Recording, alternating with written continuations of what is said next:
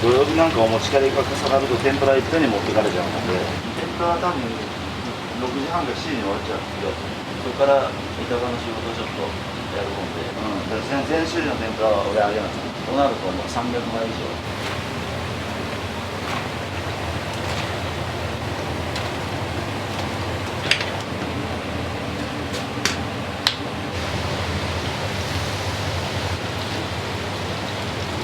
支店の分分ける。港店の店長が休みの時は天ぷらさんからほとんど来るんだけど、足らんといかんで予備に持たず、大抵あんまり余ってこんわ。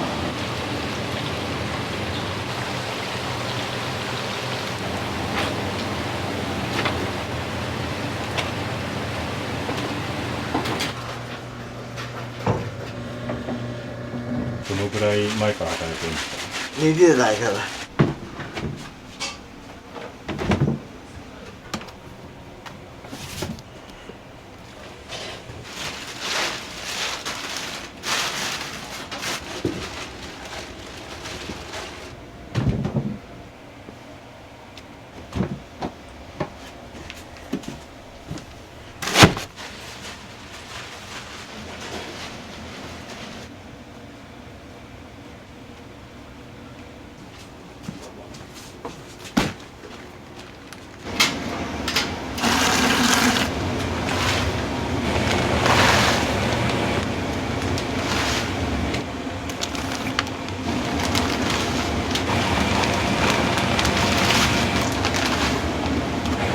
今日悪だもんで。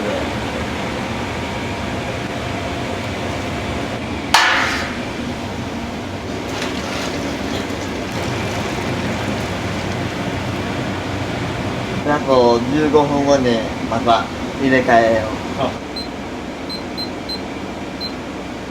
出汁の濃さが出るもんで。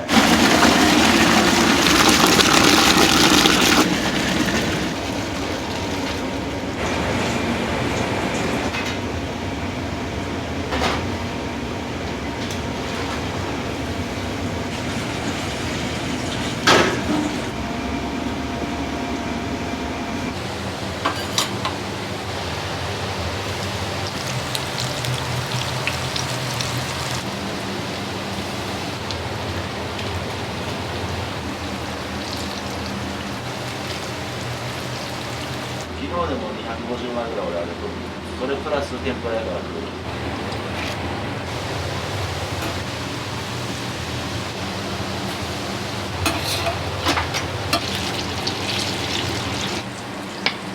玉ねぎは早くから3日か4日前に玉ねぎあげると焼けちゃうんだから。でもう売り物にならんもんで、大体直近のやつを。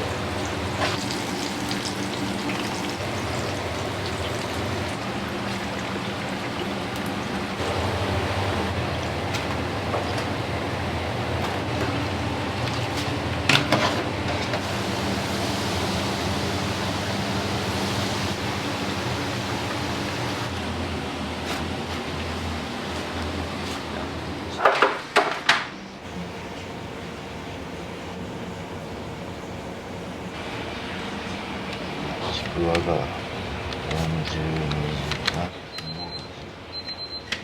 土曜日の方が忙しかった。この辺一番上の矢っていうのは何になるんですか？野菜、ちくわ、なす、かき揚げ、芋、魚もまだある。好きな天ぷらというかあったりしますか？まあ大体玉ねぎがいい。玉ねぎは夏湿気の多い時とか新玉が出た時は揚げた時はカリッとしてても2時間3時間後にはペラペラすぐで、あれは何ともならんけど。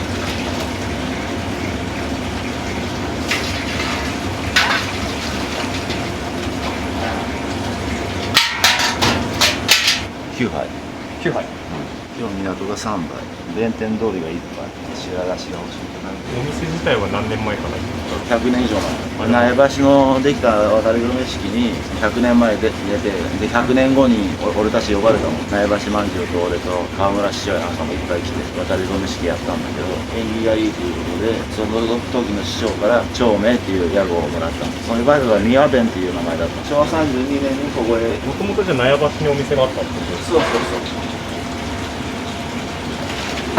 酒、みりん、砂糖、それで味付けするんだけど、今は昔と違うんですか？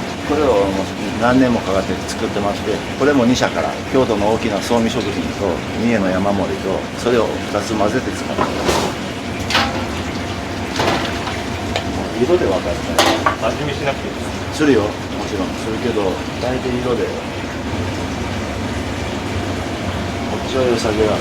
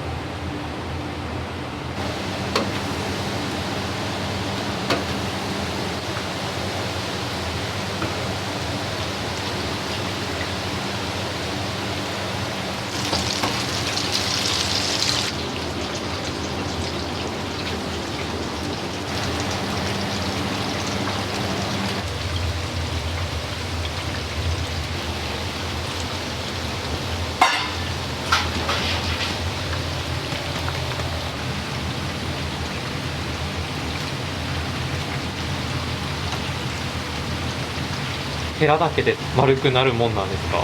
適当に感覚でこうやってやってくれるけどね。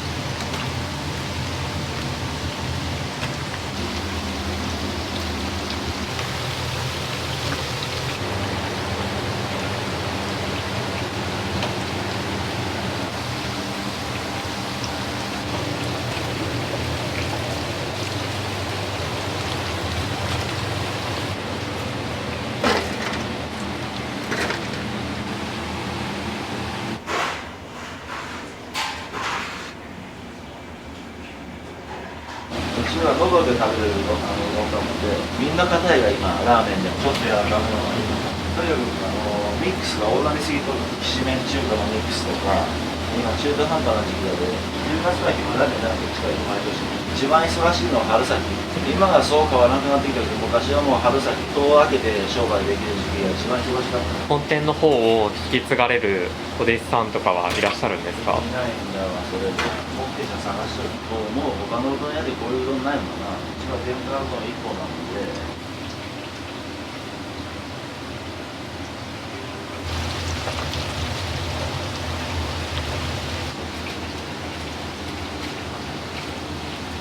これで本店分87枚とかです。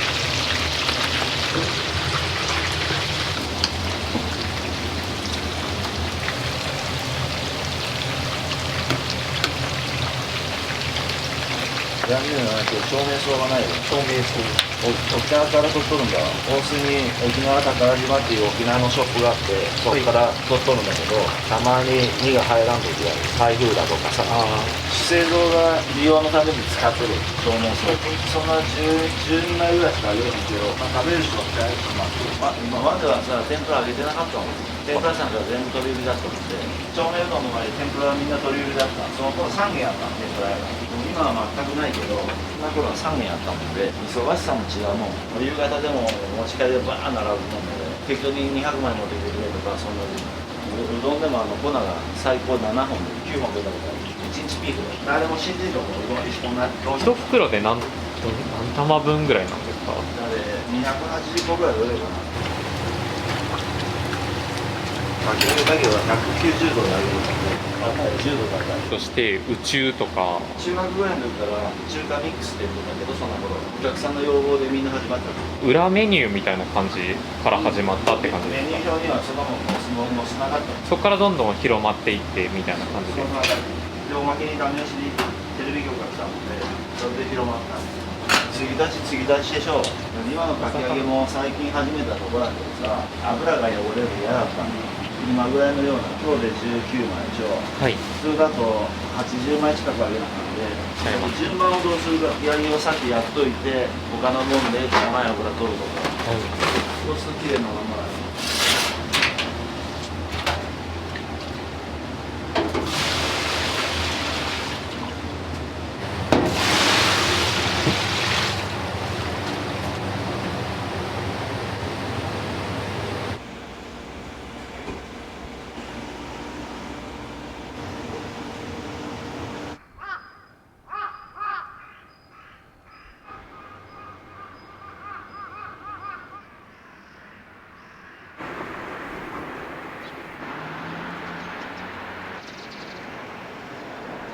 妖のいる男がいいと言って家族を捨てたような妹なんか哀れなもんか。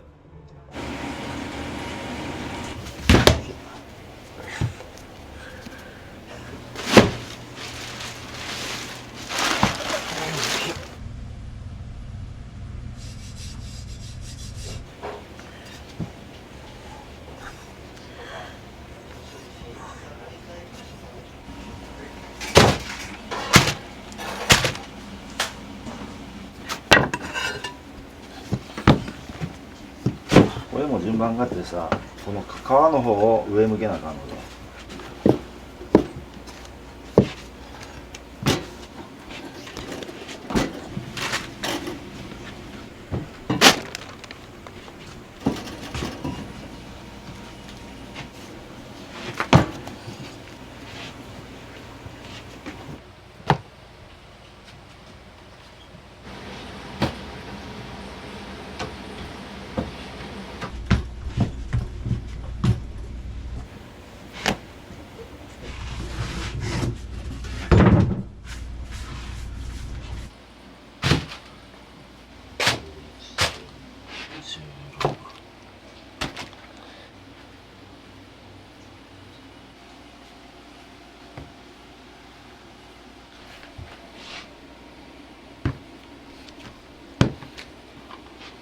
これがみんななかなかできんの。へそっていうんだ。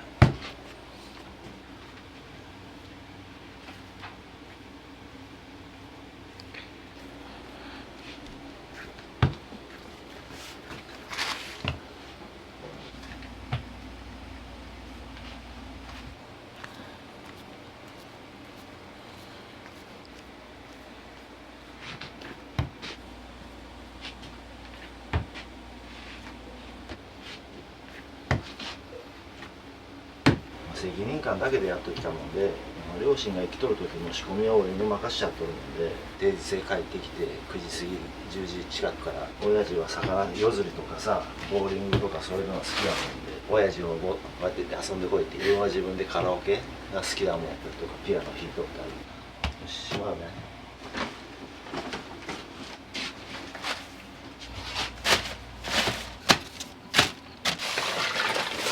これがエンド系。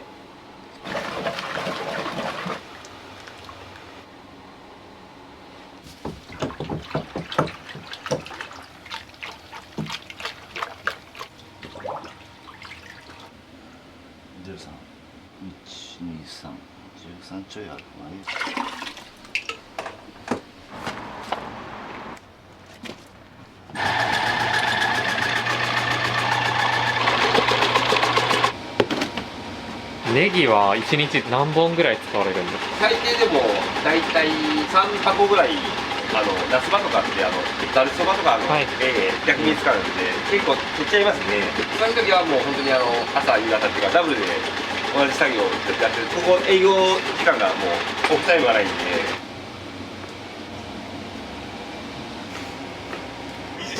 膝関節に働きかけ1ヶ月分5900円。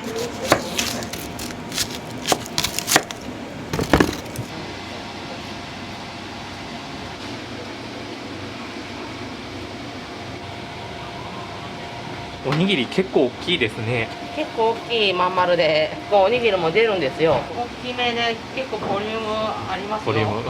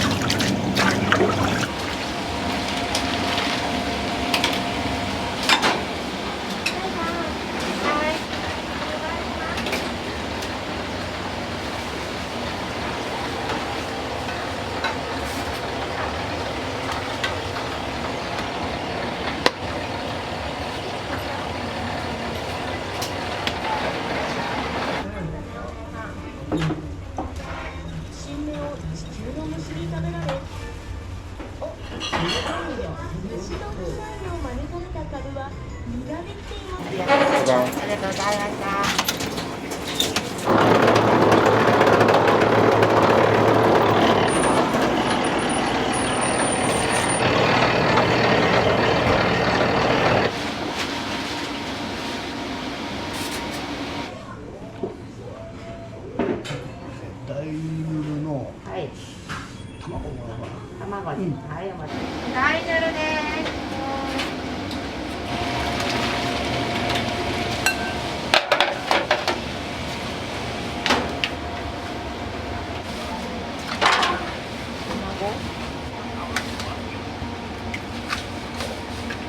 大宇宙です。はい。はい、ぬるね。お待たせ。はいや。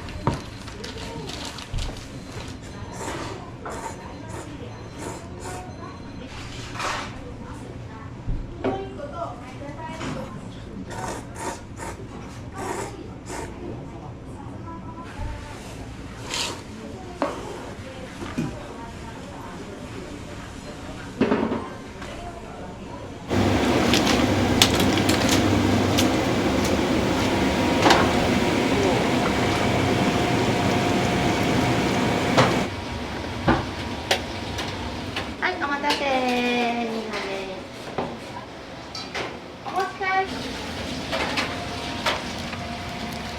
はい。だけでまずね。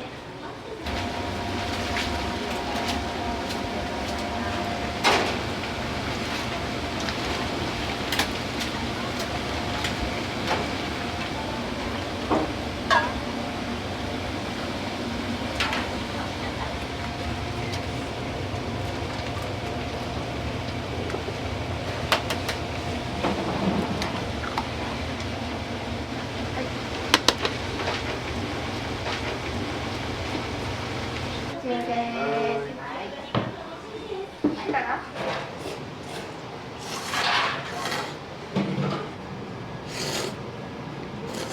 店にはよく来られたりするんですか？そうですね、週1ぐらい。ご近所にお住まいですか？近所じゃないんだけど、はいわざわざ美味しいもんで、宇宙にナス天、エビ天、おにぎり。おにぎりは昆布。味はもう抜群です。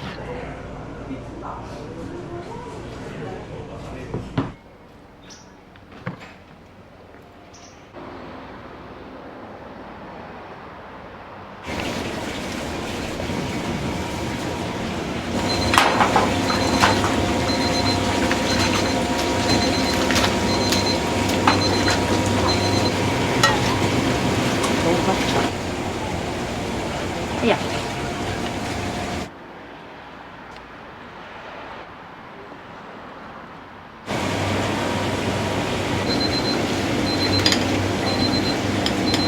京都です。ゆずきお待たせです。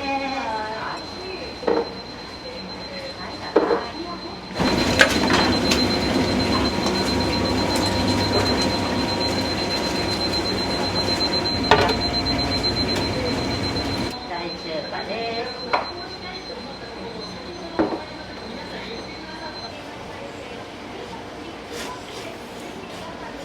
ゆずきのこの生姜がすごいたっぷり入れてます。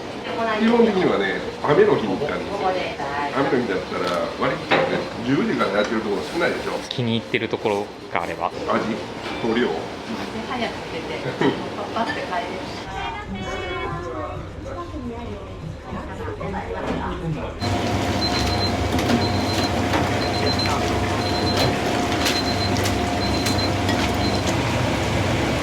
お願いします。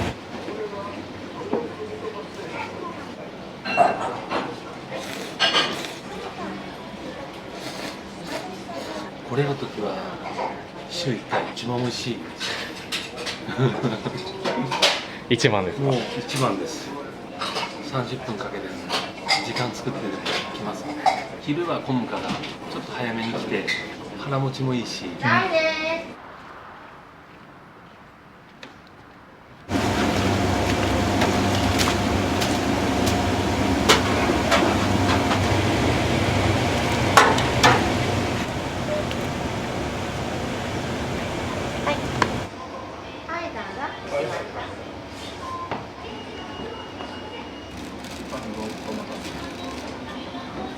ここにラーメンがあるんで胡椒にした。うどんの時は一味だわね。一味。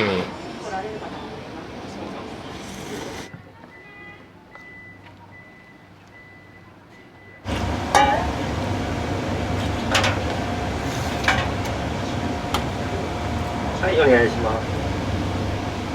はい、お待たせしました。はい、中に入るよ。はい、はい、お母さんぬる。はい、ネギなし。はい。はい、どうぞ。ありがとうございます。はい、いただきます。はい、お待たせ、大宇宙です。いいですか。はい。中華ミックス大盛りのフォローで、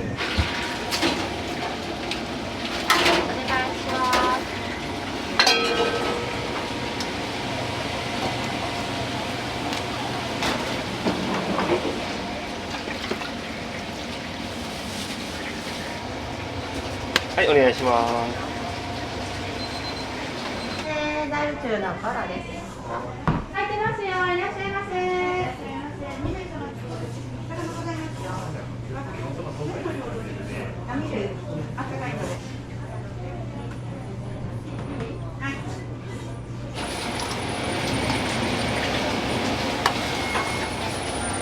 はい、お願いします。天下た大至急。亀魚です。はい、どうぞ。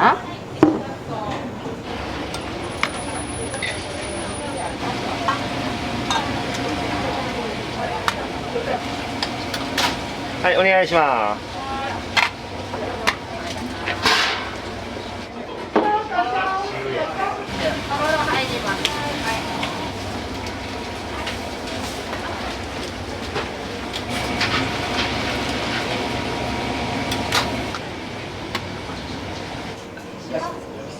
どん小盛りのかき揚げ。どん大盛りのかき揚げ。はい。ちょっと温かいですいいですか。はい。あ、ぬるでして。ぬるで。大丈夫。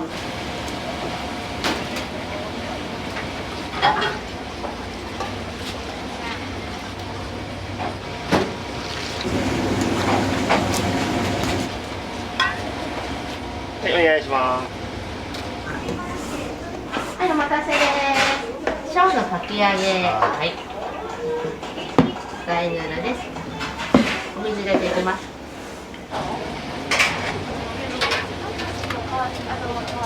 はい、お願いします。お待たせしました。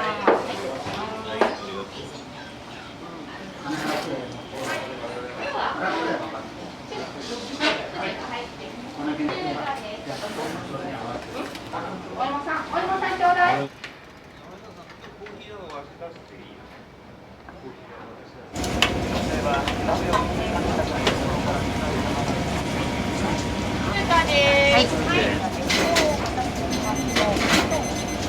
今日2杯ごぼうカットです。小そばコロです。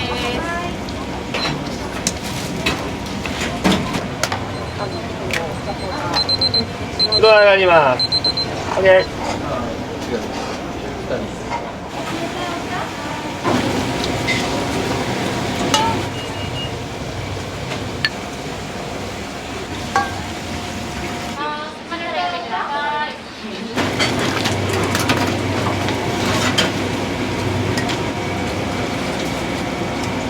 2番で。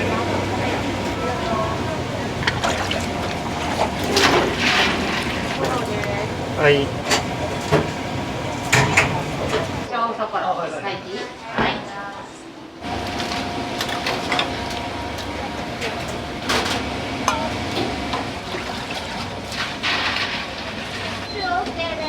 お待たせしました。はい、こちらです。どうぞ。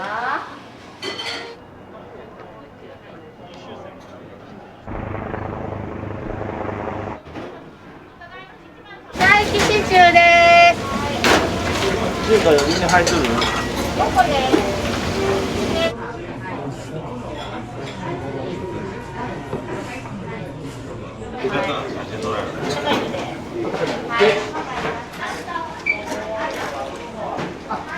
お店にはよく来られたりするんですか？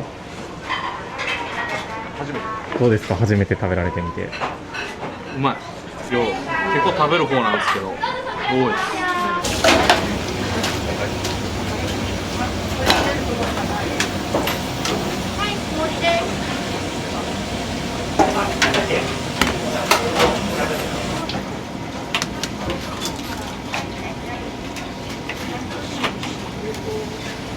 はい、お願い。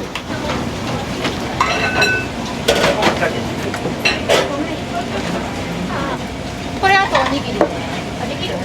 持ってきて。乗らんかもこれだと。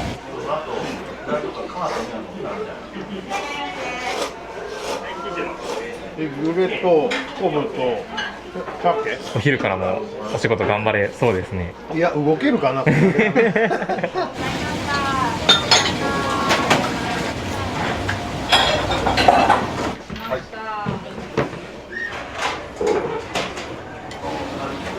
揚げ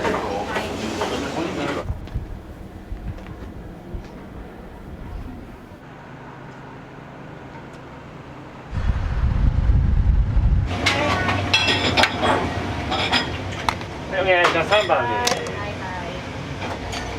はい、お願いします。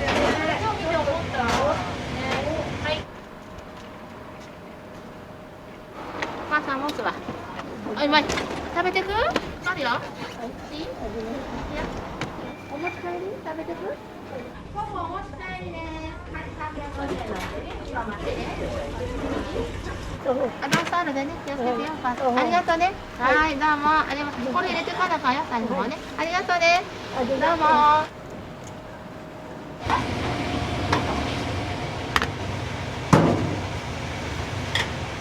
はい、お待たせしました。薄味の野菜です。すいません。はい、薄味ね。はい、小のかき揚げです。はい、どうぞ。すいません。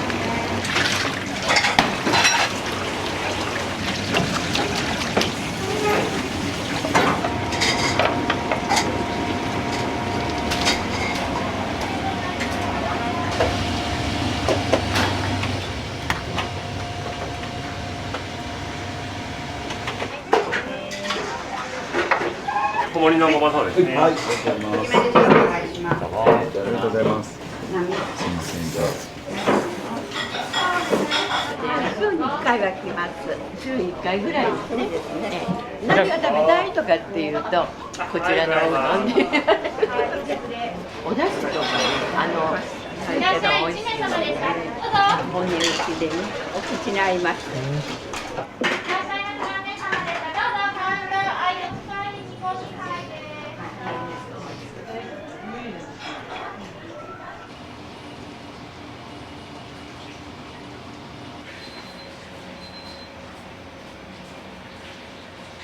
ありがとう。美味しい。よく来られるんですか？よく来るよ。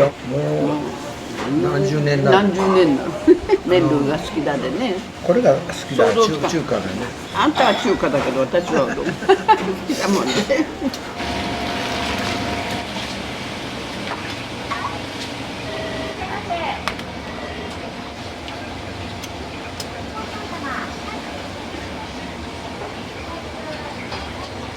ママ出ます。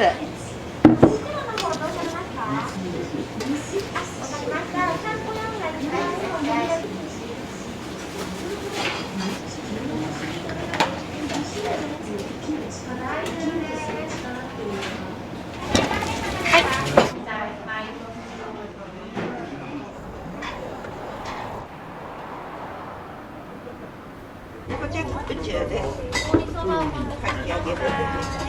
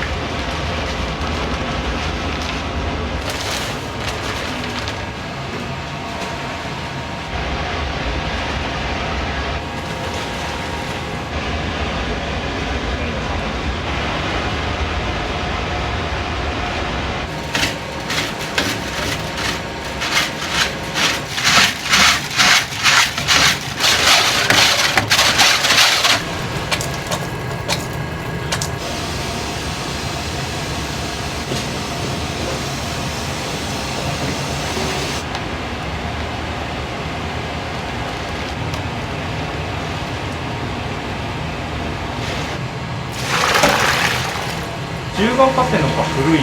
十号河川の方が古くて、ここのお店は40年ぐらいです。多分20年ぐらいやって、こっちがメインでやって、向こうは妹さんの方でやっててみたいな感じですね。僕いとこなんですよ。父の妹の家族で、新しくできた方は親父とおじいちゃんとかいてみたいな感じで別れてみたいな感じです。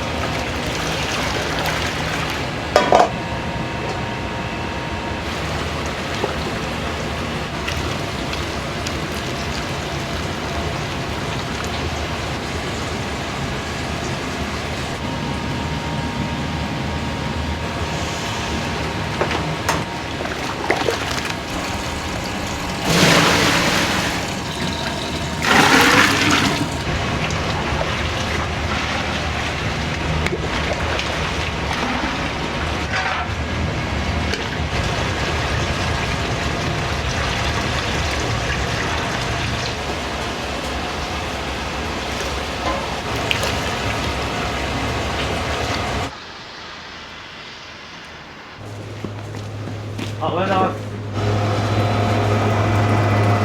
何人分ぐらいの麺を仕込むんですか？コナのキロだと、はい地麺が27キロとうどんが50キロぐらい、中華そばが75キロ、こなんですね。大体それが平日の消費量。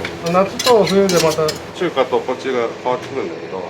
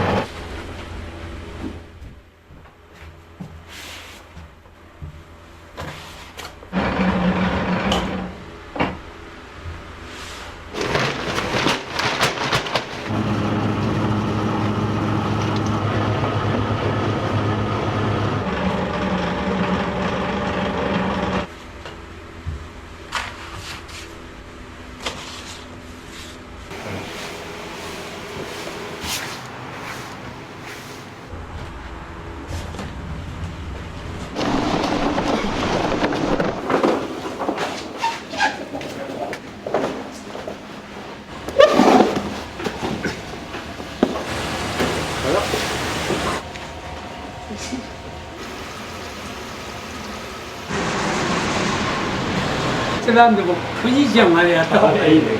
もう何年ぐらい天ぷらのお店をやられてたんですか？市場で45年ぐらいやったかな。稲屋さんにはね、お得意さんで毎日天ぷらを作って納めてたんだよね、ここへ。でそれが自分がだんだん年を取ってきて、お店が継続が大変だから、ならこの稲屋さんへ納めるだけでやろうかいうことで自宅でやってたんだけど、それもだんだん年を取ってきて、この稲屋さんとは40年以上のお付き合いかな。だからおうどん屋さんだから天ぷらいうのはつきもんだからね、どうしてもお炊くのがいいからいうことで、父が覚えてやりますからいうことで教えてくれっていうことで始めたんですよ。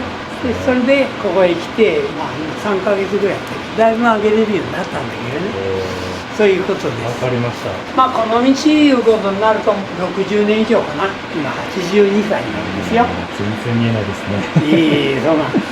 私の技術を少しでもつないでいただいて継承していただければいいかなと思ってやってるんだけどね。運ばれるところを撮らせていただいたんで。そうだね。はい。そう言われてみればそうだな。40何年自由が丘さんもそうだったんだね。鶴屋という名前でやってたんだけど。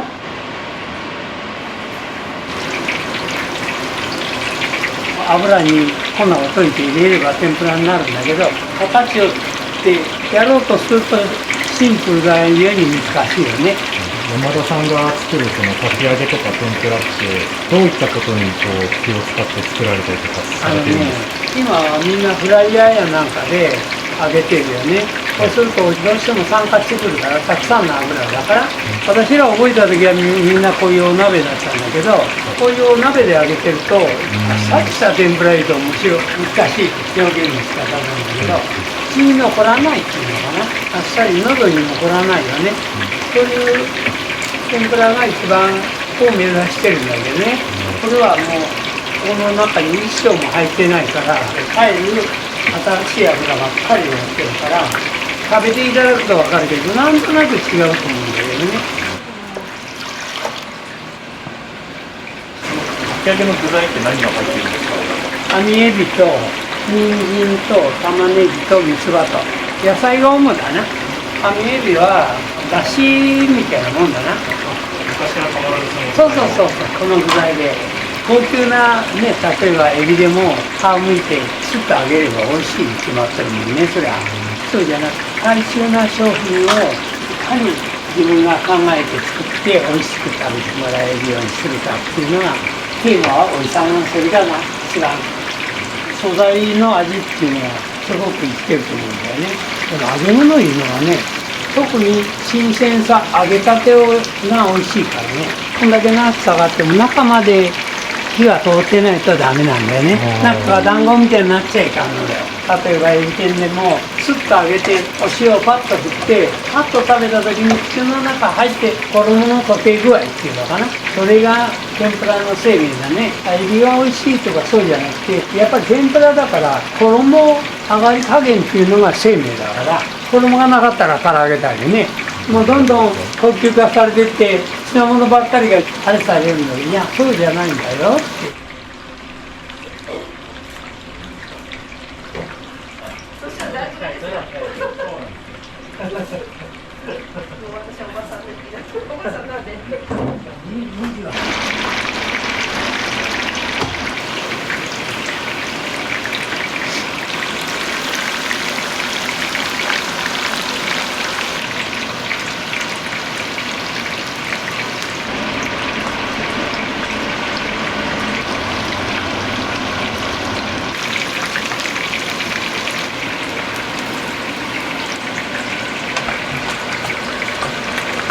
かき揚げの次は何を揚げられるんですか？今はかき揚げだけそれはエビ天とかき揚げとでやってるよね。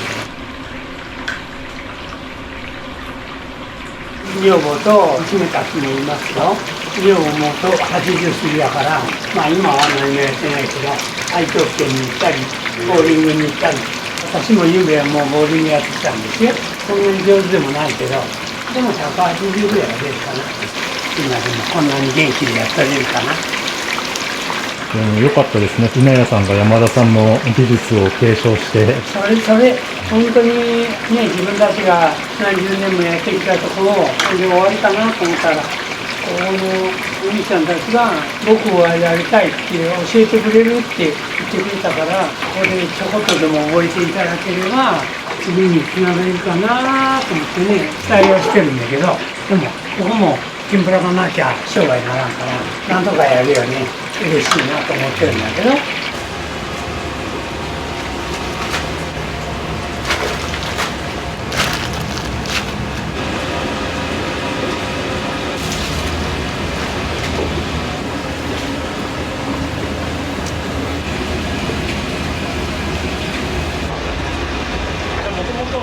10時から結構ポツポツ来始めてその時まだ結構みんな準備してるんでパートさん準備しながらお客さん対応してみたいな感じで、早い時本当早いですけどねもう10時半とかにもう30人40人ぐらい回ってくるみたいな時もありますね。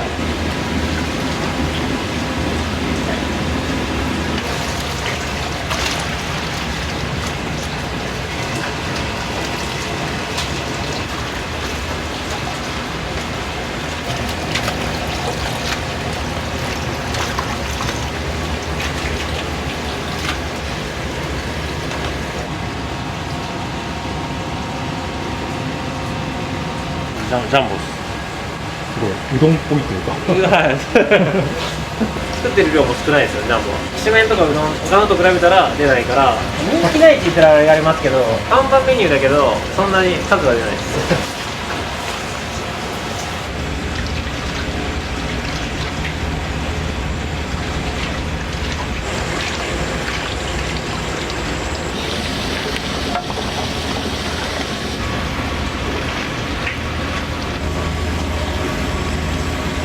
今までで一番来られた人の人数とかって分かりますか？回数とかでもいいんですけど。土曜日とかだと普通に1000人とか5000食とかで年末5000ってすごいっすね休んでる暇ないですよね。休んでる暇ないです休んでる暇ない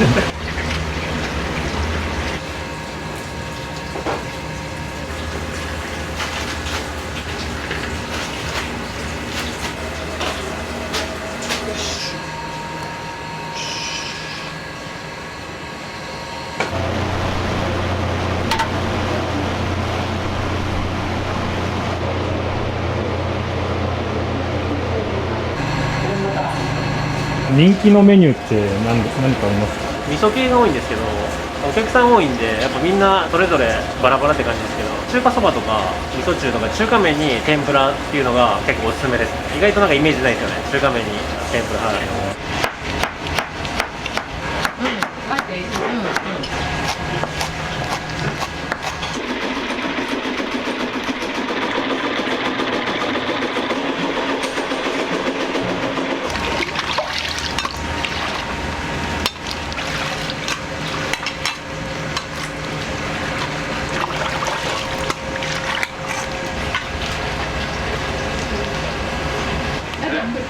もう慣れっこいいです。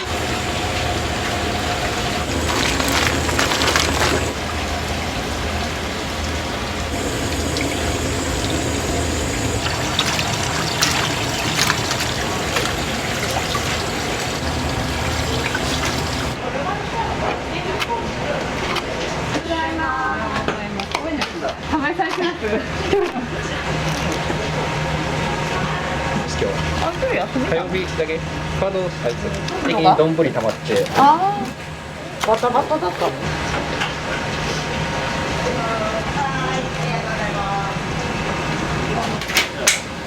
これ一番人気です。冬だともう圧倒的にこれですね。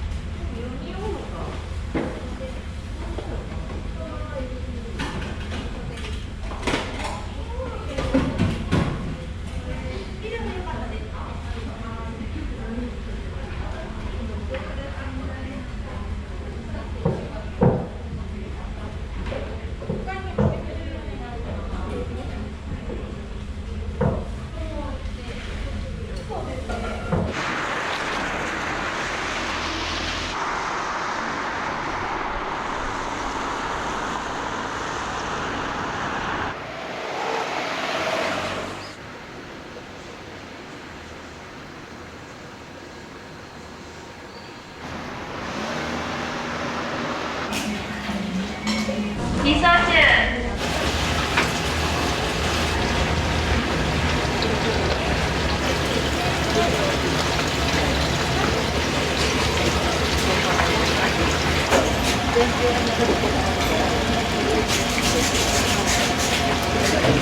お願いします。どっち？はい。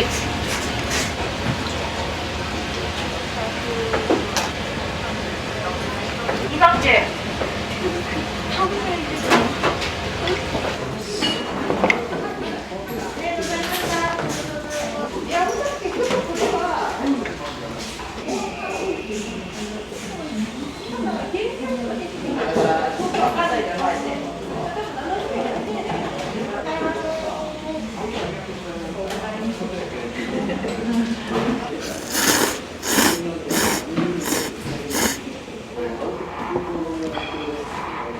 20秒ぐらいでできますね。タイミングが良ければ。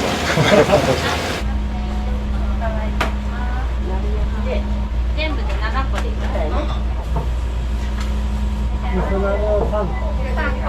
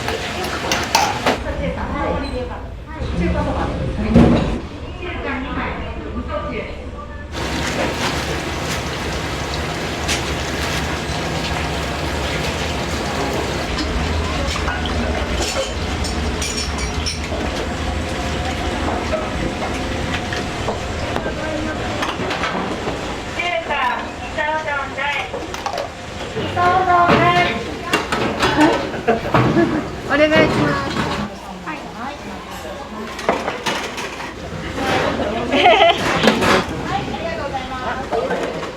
中華の揚げ入りになります。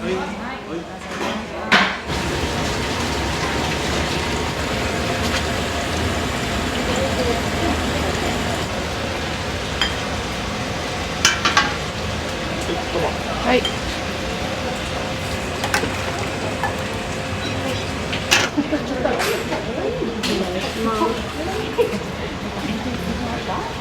お待たせしました。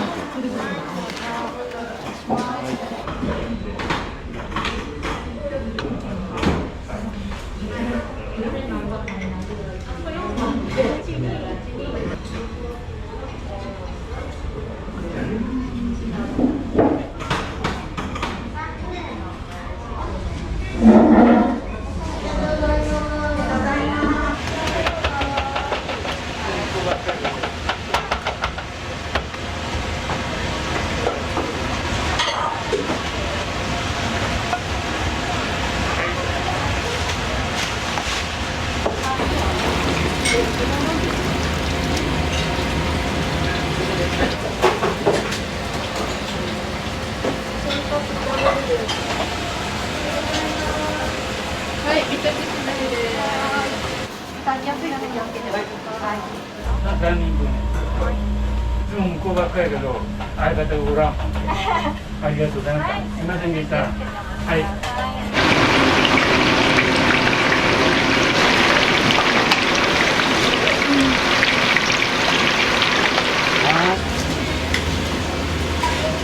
中華柔らかめでお願いします。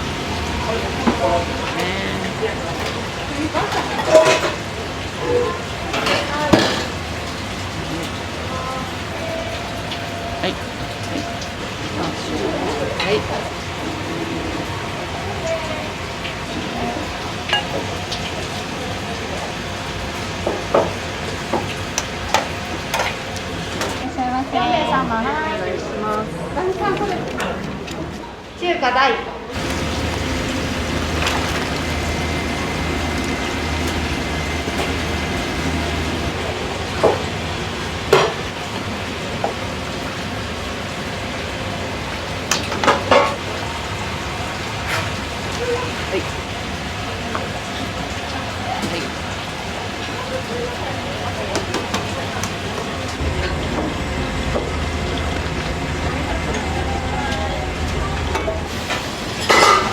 お願いします。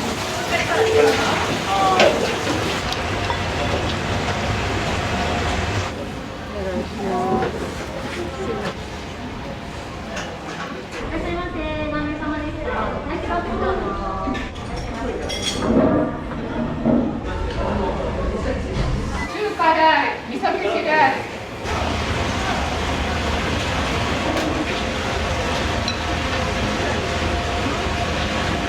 お願いします。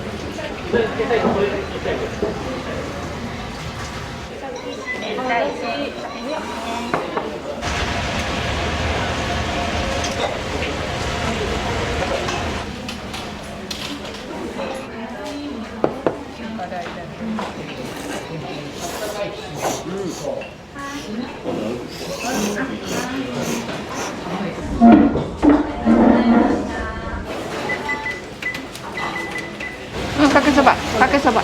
出ますか？うん、かけそばだよ。あったかい子だよ。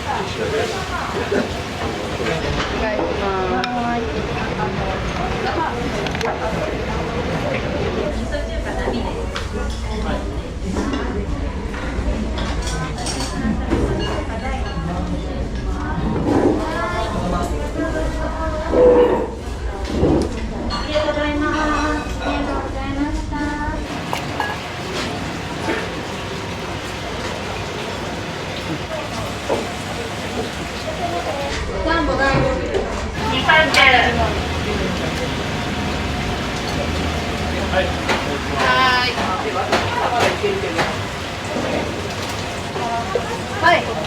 少しあります。なるきし大味噌きし2杯。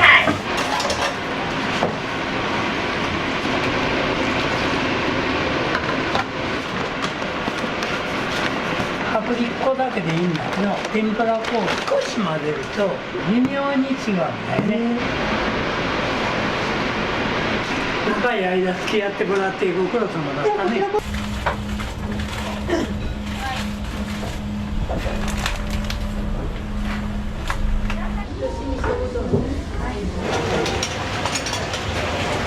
味噌うどんです。味噌きし大。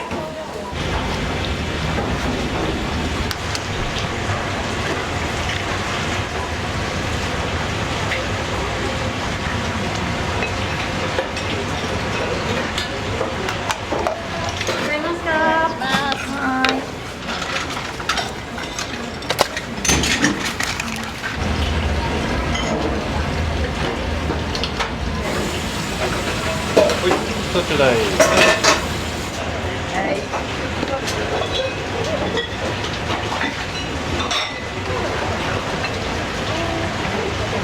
噌鍋を3つで。3個。はい。味噌鍋を2つ。はい。はい、お願いします。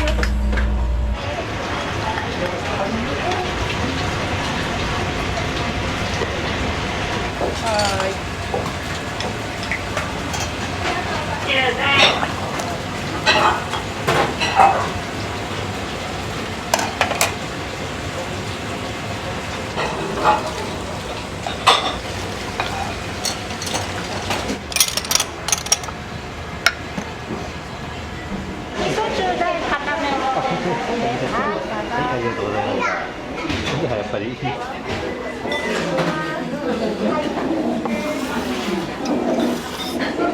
よくお二人は来られるんですか？月に3回ぐらい。もうね、40年ぐらいの昭和50年代から。稲谷さんのお好きなところってどういった部分ですか？まず味はいいね。昔からお安かったですね。はい。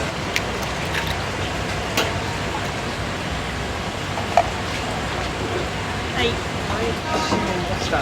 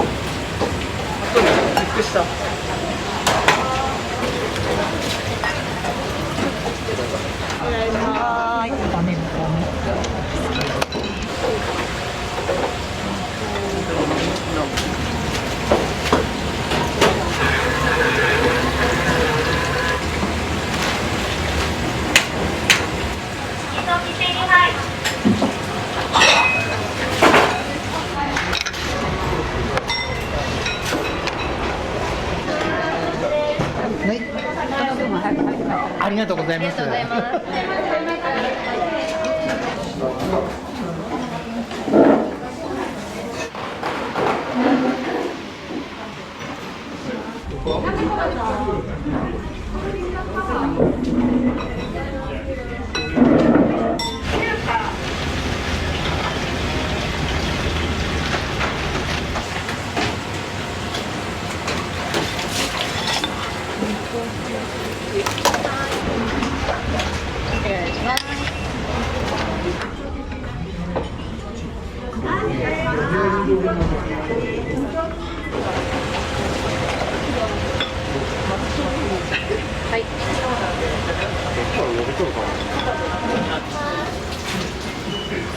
牛丼の大盛りですね。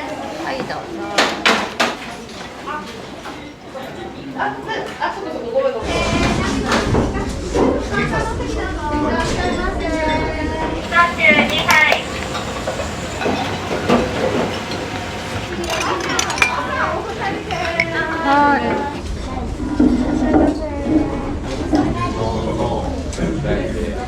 うどん大。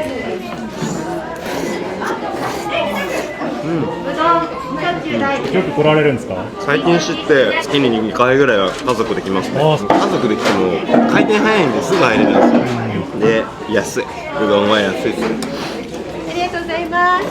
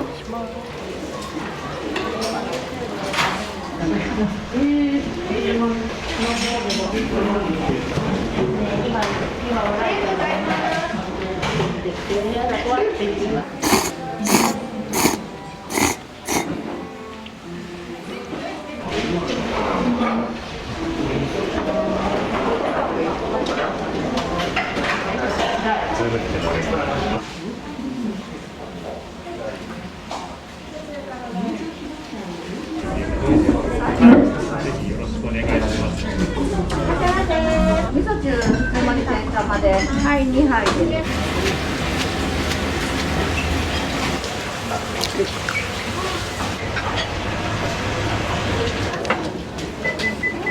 味噌中華の天玉です。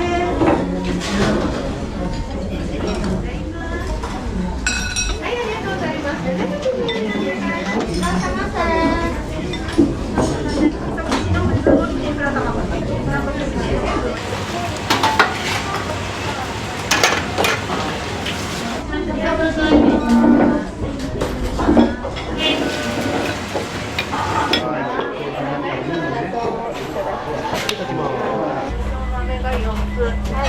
ジャーリのきしめんを2つ。わかりました。お待たせしました。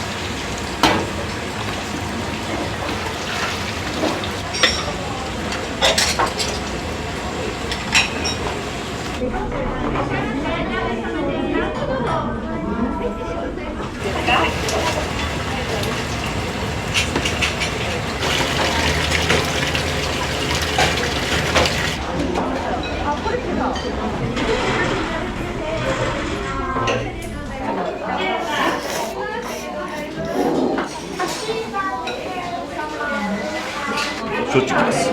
昔から出汁の効いたつゆと安さと、僕は個人的にこの味噌が好きなんですけど、本当に癖になる美味しさ。実家が長久手で、実家の近くなんで、実家に来るときは必ずここに、実家にいたときは週1ぐらいのペースで行ってました。でもちょっとしたふるさとの味が。そう、実家に来るイコールここに来るっていう。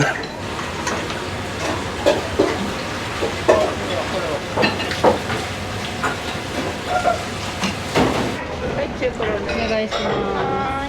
うなぎ入れてきます。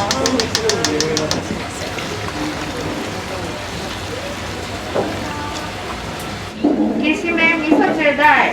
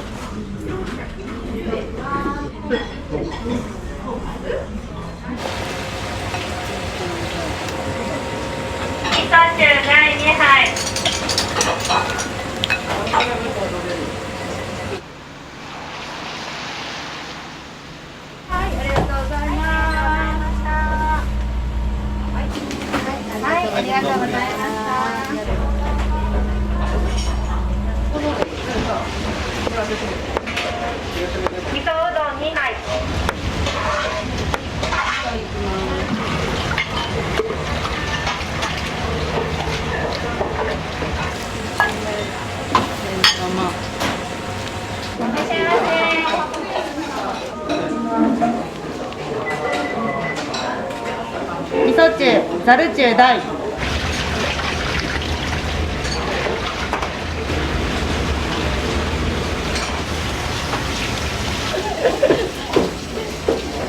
待たせしました。味噌中華になります。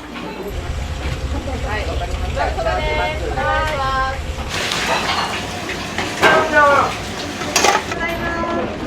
2杯とも飲むよ。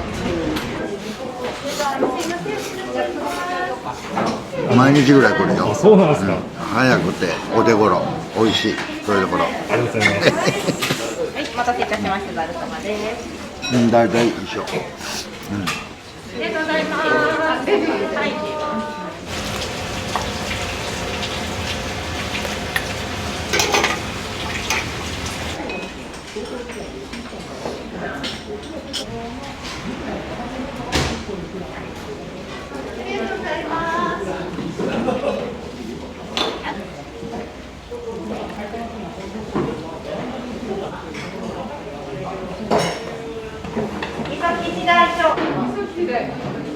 そ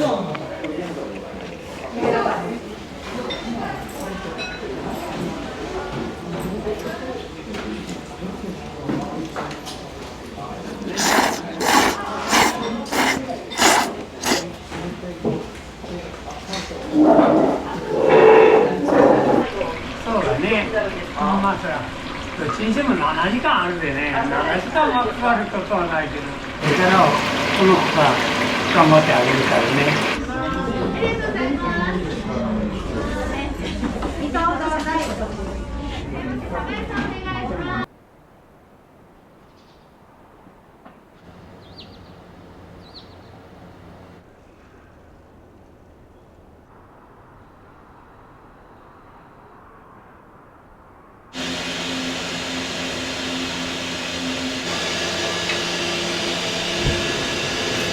創業はどれぐらいになるんですか？うちのおじいさんの前から市場でうどん屋さんをやってたんですよ。そこからこっちに変わってきて、だからもう僕だけでももうかれこれ30年はやってるんです。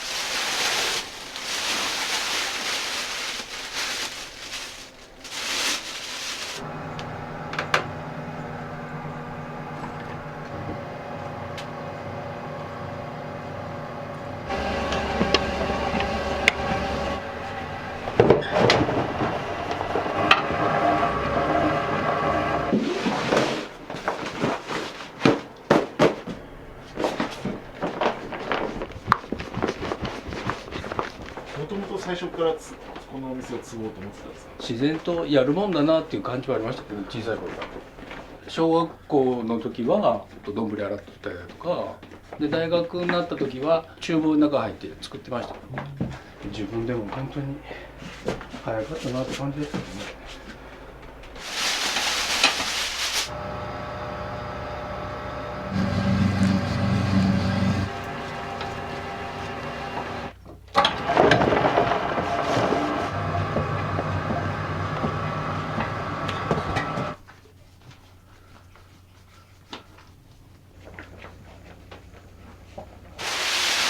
でちょっと1回目の寝かせです。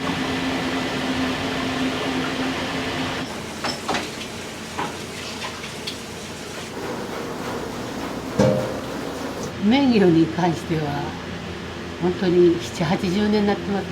すごいですよね。4代目はもうどっちでもいいって忙しいで、もう体が疲れるだけだね。なるほどなるほど。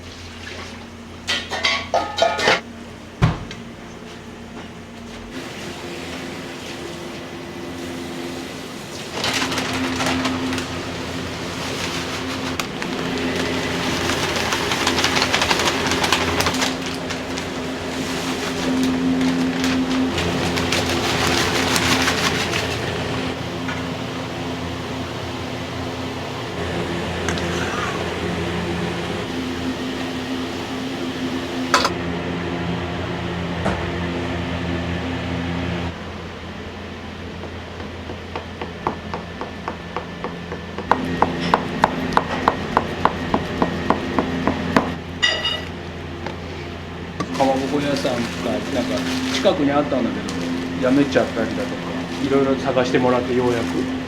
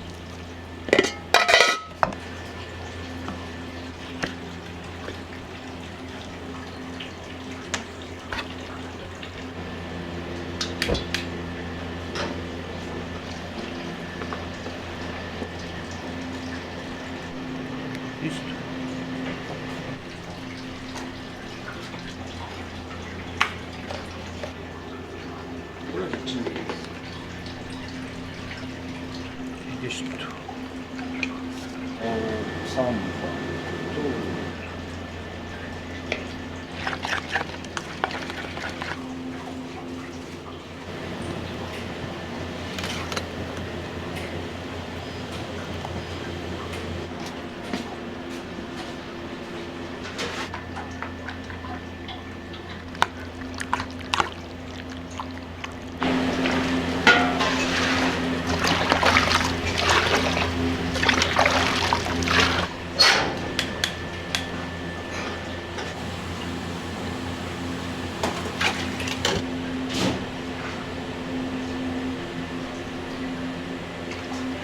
ち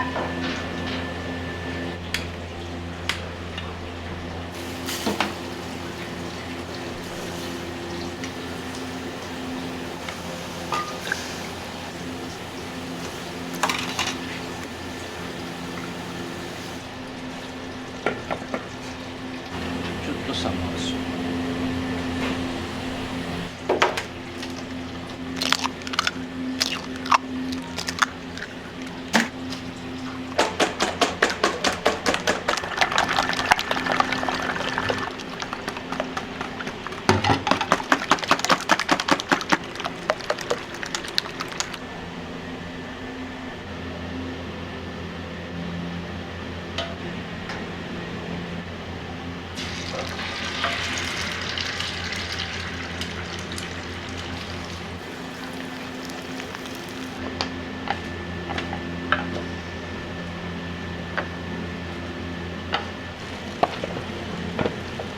っていう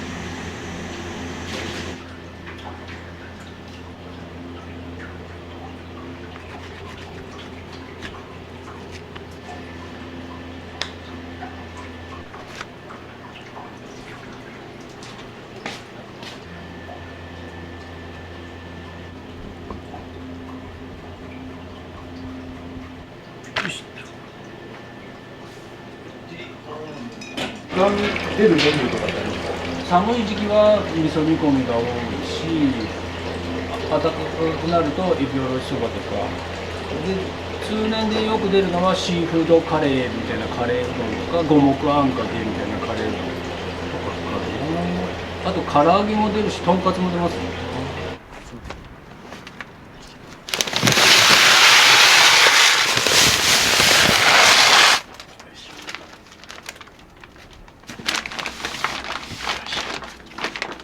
以上になります。すみません。ありがとうございました。一日寝かせるみたいな。触ったら休ませて、触ったら休ませての繰り返しですよね。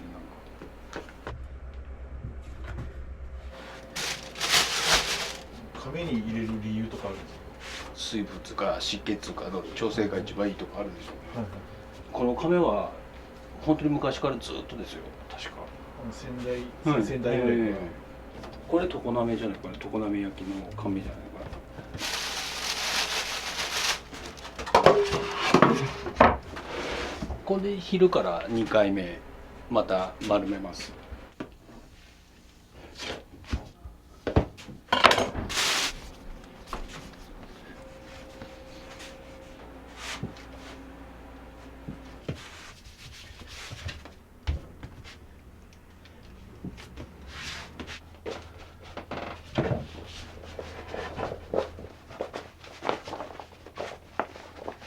今の順番をなんか入れ替えてるんですか？だから均等になるようにとか大きさとか大体同じグラム数で合わせているので、大体同じ大きさぐらいになるとか。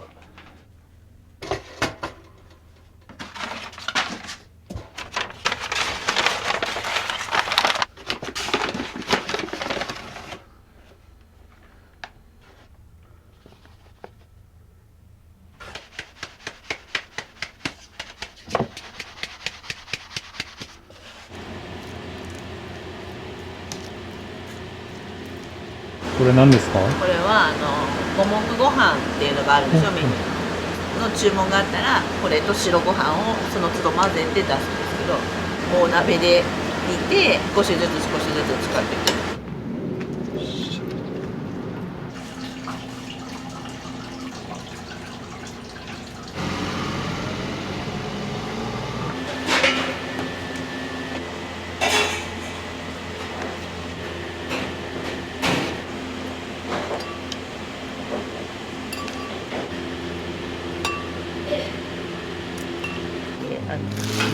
ってます。味噌煮込みとかに入れるやつ。形が珍しいですね。ああ、ちっちゃいから。ああ、そうか。普通もっと大きいよね。大きいかね、もっと。うん。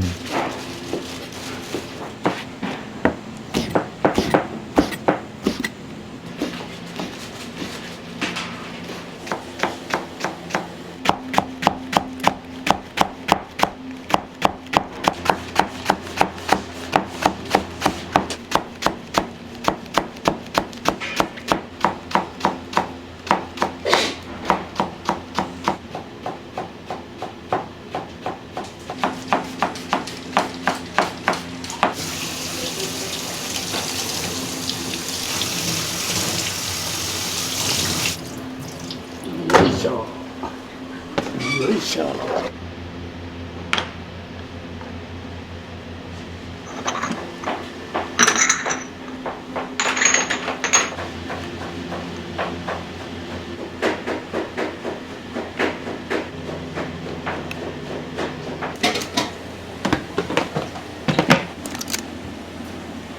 赤味噌、豆味噌、白味噌とかいろいろ混ぜてます。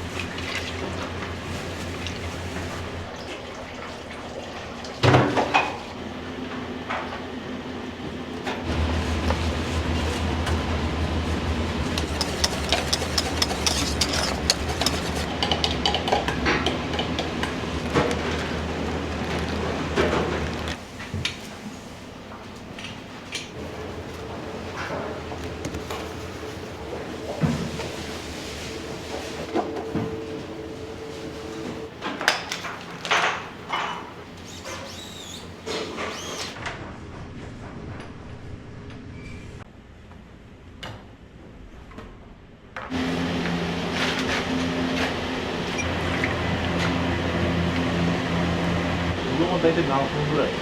太さとか硬さとかまた水分量微妙で大体12、13分で揚げてます。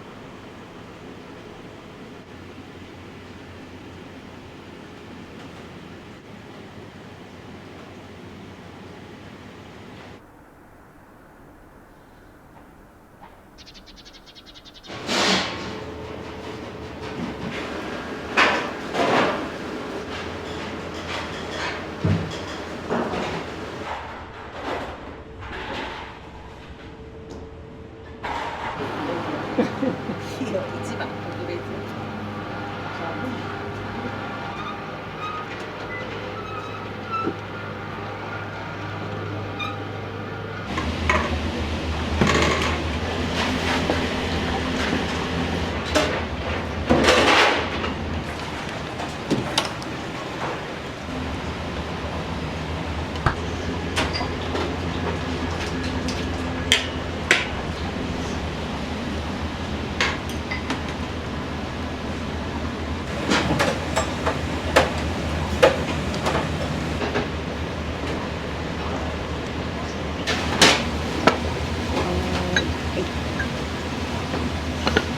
一席だね。お願いします。はい。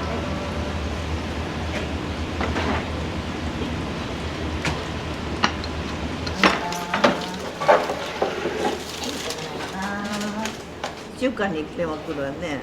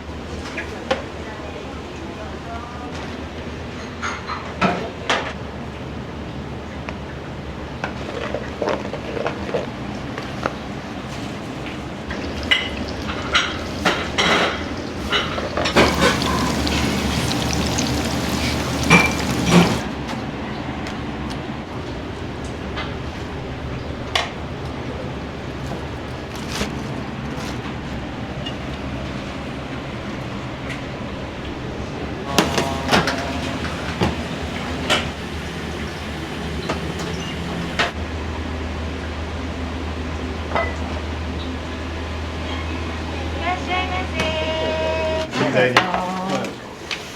すいません。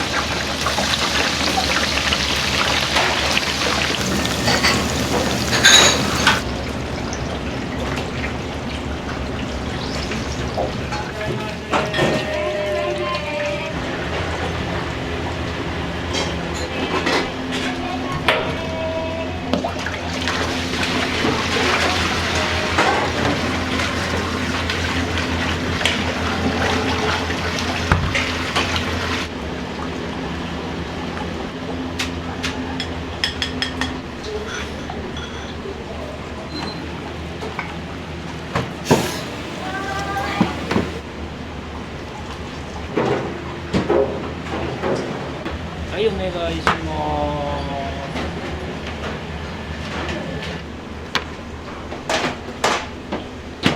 ありがとうございます。1000円お待たせしました。いいですか？はい、どうぞ。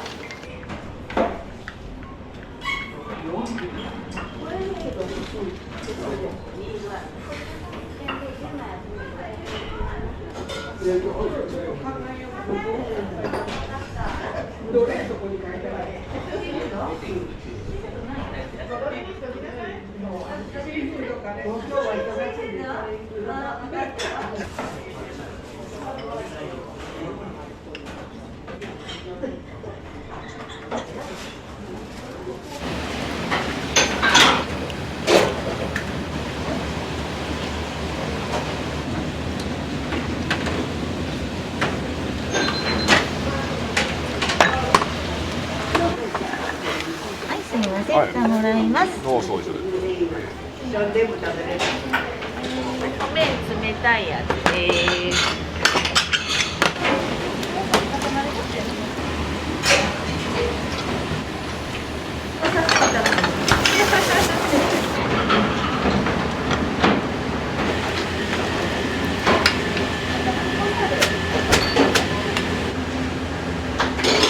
カレーお願いします。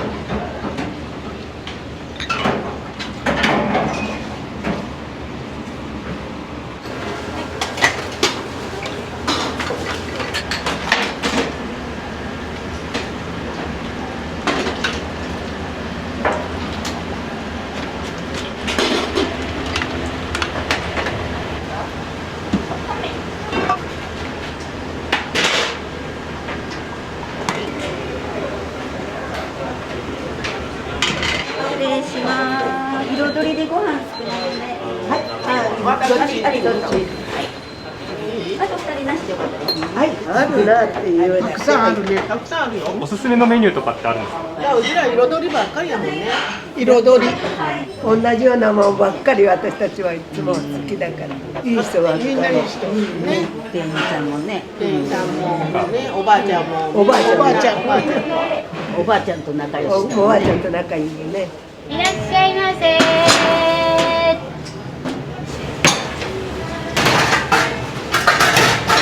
体力すごいですね。体力もないね。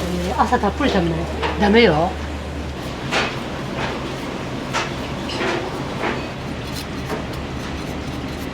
何に使うんですか？煮込み。煮込み。煮込みうどん。じゃあ結構な量使いますね。使いますね。これが痛になっちゃう。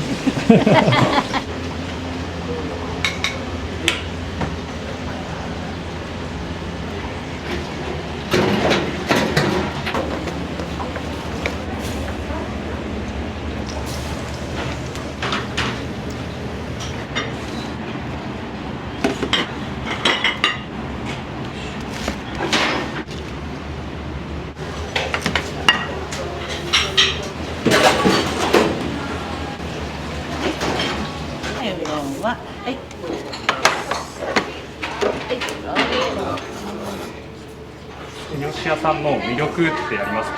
安くて健康で量が浜田さんと。いいですか？はい、すみません。地元でこっちでやってるんですよ。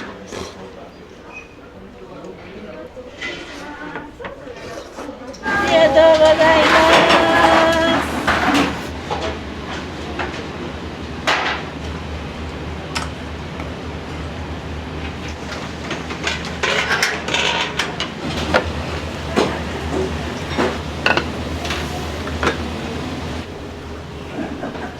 失礼します。はい、お待たせしました。白玉ですね。はい、これでよかったですか？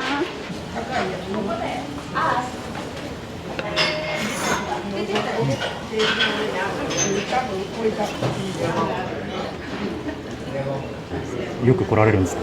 あ、そうなんですか。美味しい。うどんがうまいね。あ、うどんがうまいですか。で天ぷらもうまいし。へえ。最近こればっかり。夏だと普通のうどんとかカレーうどんとかの硬いのがダメなもんだから、ここ白玉にしてもらってちょっと柔らかい。煮込みうどん定食で卵入りにしてください。はい、どうぞ。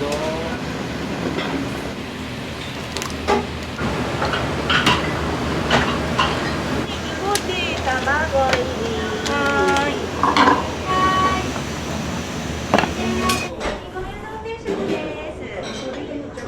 エプロンご利用です。はい、持ってきます。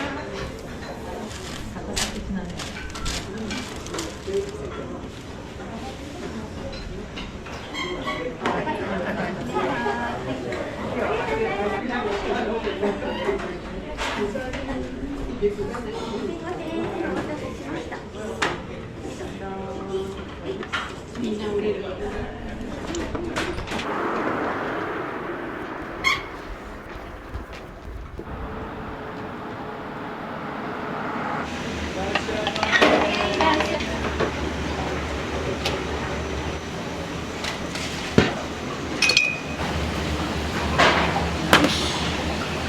お願いします。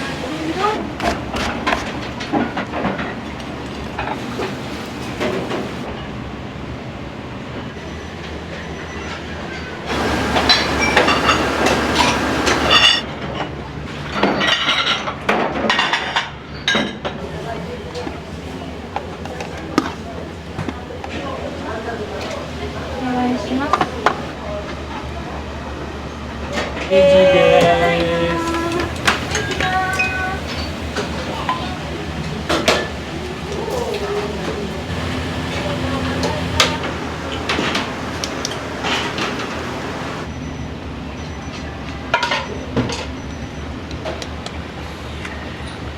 はい、カレー煮込みです。はい。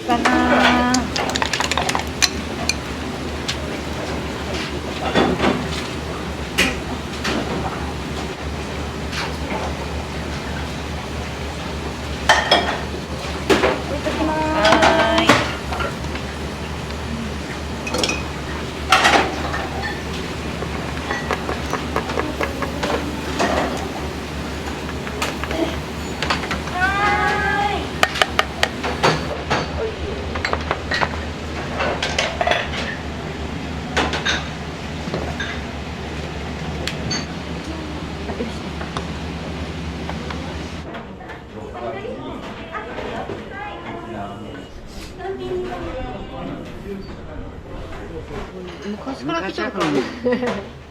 何年ぐらい通われてるんですか33年ぐらい。あ、そう、30。親子3世代で通われてるっていう。親子3世代。みんな。そう、3世代だ。ちびっこでーす。はい、こうくんがなんかいいかな。反対じゃないこれ。そういえばまだ。美味しい？美味しい？美味しいですか？美味しい。あれつい。うん。舐めていいや。お味いかがですか？あ、めっちゃ美味しいです。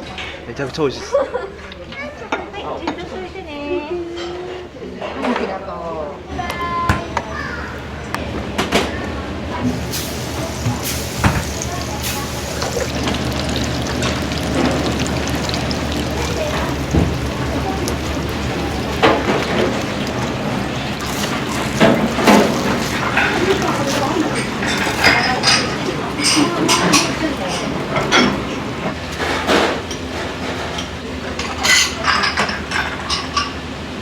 じゃあお願いします。